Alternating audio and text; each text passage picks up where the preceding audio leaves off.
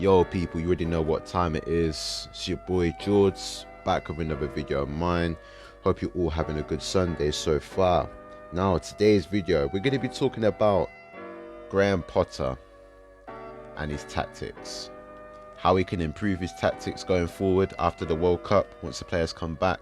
Obviously since the players have been gone, he's had time to find a formation, find a philosophy. Because at the moment, Chelsea look like a team with no structure. Even when we build up from the back, there's not a lot of passing options. When we go forwards, not a lot of movement in the final third, not a lot of passing combinations, no attacking patterns. And at the moment, we look lost for ideas. So Potter needs to get his finger out, right, and find a system, find a way of playing. And the players just need to be on board with it. Certain players are going to complement the system, and certain players won't. That's why we have a transfer window where we can sell and buy players. So we just have to wait and see, but obviously Potter needs his players for his system to work. Players like Trossard, I'm sure he'd want to bring back into his team. Players like Nkuku will be coming in next season as well, but let me guys know how you feel like he will fit in. Will he play central? Will he play out on the wing? Let me guys know in the comment section. That's an interesting topic actually. But anyway, my personal opinion, if I was Chelsea manager, Geordie, right? If I was Chelsea manager, I would go over a 4-3-3. Rumours have been coming out anyway saying that Potter might be going into a 4-3-3. And I actually think a 4-3-3 might suit Chelsea. You got the likes of Mount, who's a natural 8. Jorginho can play that Regista role. He's got Kovacic there that can play that 8 role also. Sterling can play on the left instead of playing on the right. He could be more of the inside forward, cutting in onto his stronger foot. I mean, that's his trademark, to cut in and shoot on his right foot. You know, that's his best position personally on the left-hand side. We've also got Kai Havertz as well, playing in a false 9. Now, I wouldn't play him as an 8. I feel like he's more of a second striker, but because we don't have that second striker in this formation, I've decided to play him as a false 9. Sometimes you get glimpses of Kai Havertz playing really good, and then other days he's just invisible, bro. You know what I mean? Man's a ghost out here, bro. I mean, every time I look at his face, bro, he just looks stoned out here. Man, I had 10 spliffs and that before the game. But anyway, I've decided to play him false 9 anyway, because I feel like out of all the players that we have, Sterling, Aubameyang, anyone to play that false 9 role, I feel like Havertz does it the best.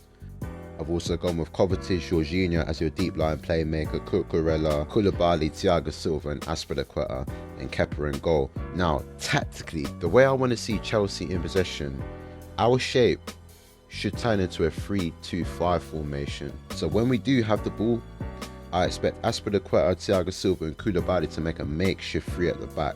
Now, the reason why I say a makeshift 3 at the back and Azpi not overlapping on the right-hand side, Ziyech will offer the width on the right hand side. Ziyech will hug the touchline, right? He will create the full width on that right.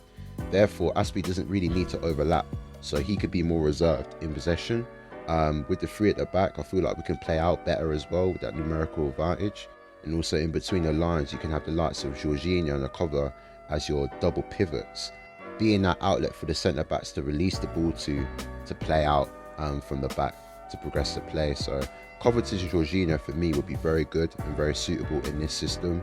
Mount would play more advanced, playing as a right attacking midfielder in that right half space, linking up with the likes of Ziyech. You can see maybe Kai Havertz drift out, you know, creating some overloads on the right hand side. You know, we need to create more attacking patterns, and I feel like Chelsea right now, when you look at them, they have no attacking patterns. For me, we've seen this link up last season between Ziyech and Mount. I think it was the game against Tottenham where you see Mount coming into the half space with Ziyech attracting the opposing fullback towards him, creating space for Mount to run into. So that would be very interesting to see.